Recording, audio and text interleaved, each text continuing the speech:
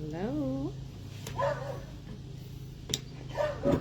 Oh, hello. It's the neighbor's dog out there.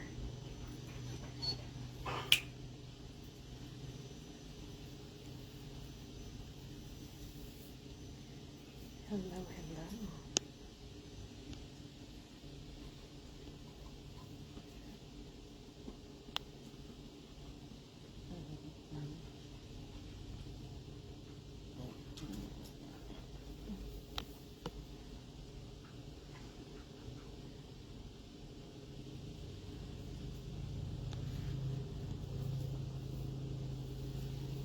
Hello.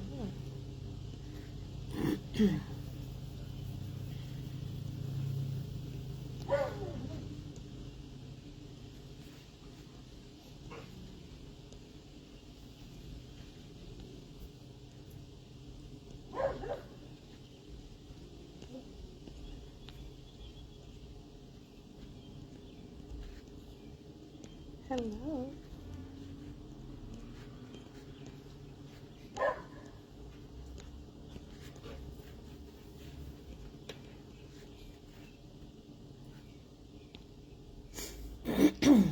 Hello, everyone. How are you? Yay.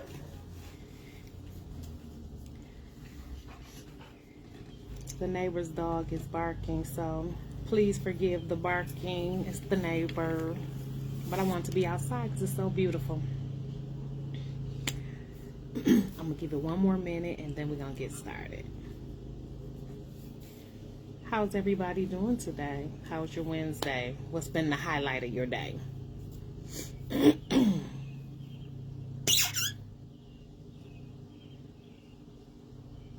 Now, what I don't like is the bugs, but I love being outside. Thank you. Please put your information, Toya, in the chat box. How people can get in touch with you for therapy.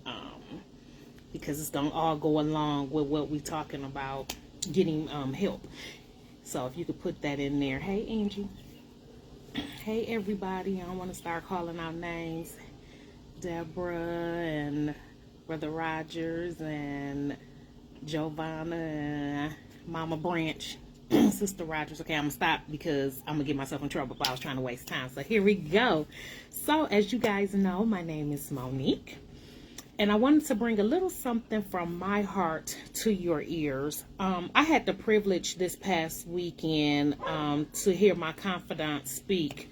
I just actually asked her to put her information in the chat box. She's amazing. She was in education for 20 years, but she also has her, she's a therapist. And so she spoke about celebrating your storms. And I was like, okay, where's my friend gonna go with this, right? I knew it was gonna be great, but there was one point that she said, I mean, the whole thing was amazing, but there was one point and she talked about living with the pain. And that was like a bullet that she talked about. But in that bullet, one of the things she said was how we have to accept that sometimes we cause our own pain. And I was like, oh, like that put me in a chokehold, right? And that was just like a whole piece of meat to bite. Like I called her the next day and was like, man, that was so profound for me. And it was like the golden ticket that I needed. And needless to say, after I got off that Zoom, I sat with myself and I had to analyze some things, and I wrote about it on Facebook a little bit. And one of the things I said was that I'm the common denominator in all the things that has happened to me in my adult life, choices that I've made, right? And so as I started going down this whole pipeline of just things, I started thinking about people in the Bible. And of course, the first person I thought about was David, right? And we know with David in 2 Samuel chapters 11 and 12 is where he has the whole thing with Bathsheba. And we know, I'm not going to go through the whole story because y'all know it. He sleeps with Bathsheba. She sees Bathsheba. He sleeps with her. She gets pregnant. He kills her husband. And the punishment of killing her husband was that his son had to die. And he had to deal with that, right? Then the next person I thought about was Moses. And Moses, he killed an Egyptian because the Egyptian was beaten on a Hebrew. And he escaped and fled from Pharaoh's wrath. And that's in Exodus chapter 2, verses 11 through 22. Then there was my girl, Lady E, and that's Queen Elizabeth. And she was living in the palace, and she kind of forgot that she was just a Hebrew, like the Hebrews they were ready to exile, right? And so she had to have a come to self moment that if they did it to them, they can do it to me. Now I know y'all thinking, Monique, what does this have to do with how you making this connection? Okay, here I go. The reality was until David accepted God's will for his son, and that it was his punishment for his sin that his son had to die, he had to accept that. He had to accept it and accept that his actions caused, yes, Esther, I'm sorry, did I say Elizabeth? I'm sorry, Esther. That his actions he lost his son. We know that. And so, but after he accepted his son dying, when he found out he had died, he got up, he ate, he got dressed, and he went on to praise God.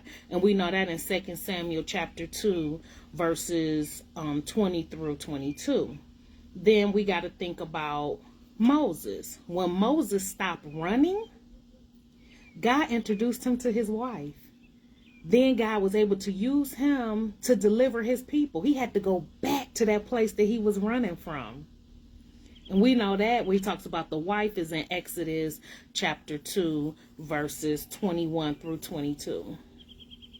Then with Esther, like I said, when she had to accept the fact that she still was just a Jewish woman living in the palace, and that she had to make a decision, she had to put her own life at risk so that her people could be saved. She had to make a decision. And that was in Esther chapter 4, verse 2. Chapter 4, verse 2. So my question to you today is, what do you need to accept your fault in like David? What do you need to stop running from like Moses? And what do you need to understand is bigger than just you, and even putting yourself at risk like Esther did? So I want to, I always try to give strategies for how to do that, coping mechanisms.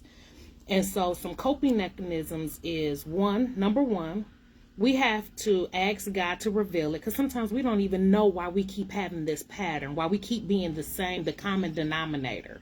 Why? What is it about me? Why do I keep attracting this? Or why do I keep having this pattern? Whatever the pattern is.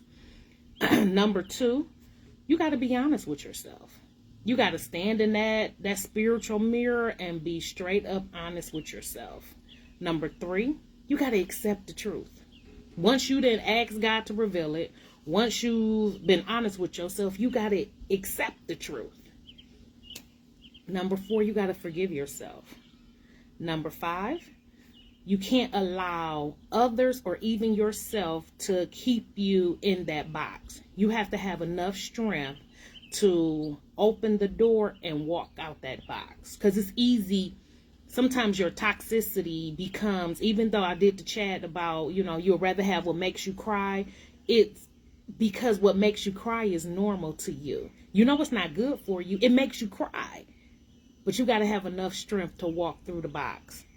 And then number six, you got to pray. So this is the second time you're going to pray about it, because you prayed about it when you asked God to reveal it. Now you're praying again to be able, because now you got all this stuff that you didn't accept, that you done been honest about, all this forgiveness. You got to ask God And you got to have the strength to walk through that door. So you asking God for all that through prayer. And if you can't, if prayer isn't enough, you got to get some help, some outside help. And it can't always be from your family members.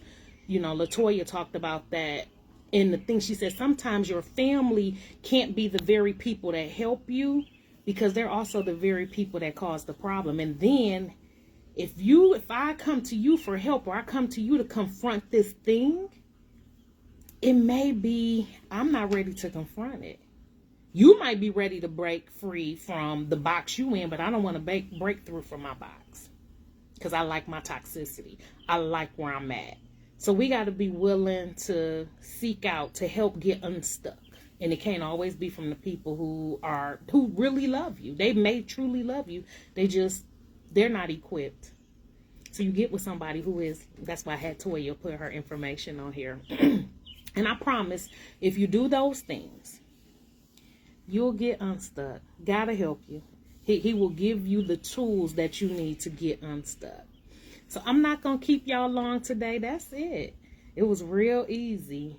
Even though it's easy to talk about, but it's hard to not be stuck. Because I know that there are some things that I have been stuck with for years. I remember, even with being a single mom, I remember I would always say, you know, this is happening to me because I sinned. I got this baby. And it's like, Monique, she's 7.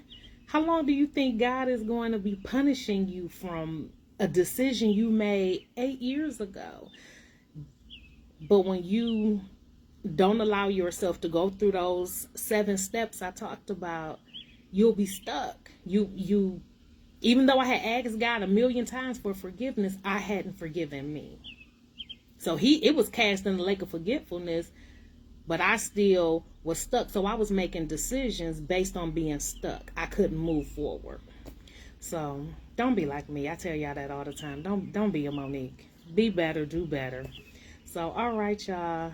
I just wanted to give you those little tokens. And I thank you so much, Toya, for speaking into my life on Saturday. It was amazing. And I thank you guys for joining. Thank you, thank you, thank you. And as always, please, on Tuesdays, I have a Tuesday radio program that comes on. It's Mo Better Living, from my heart to your ears. And it is at noon Central Standard Time on Tuesdays, and at 1 p.m. Eastern Time. And also it repeats again at 9 p.m. Central Standard Time and 10 p.m. Eastern Time. It's on Tuesday, every Tuesday. So I thank you all so much for your support, for chiming in and joining. Thank you, thank you, thank you. And I'll chat with you soon. Bye.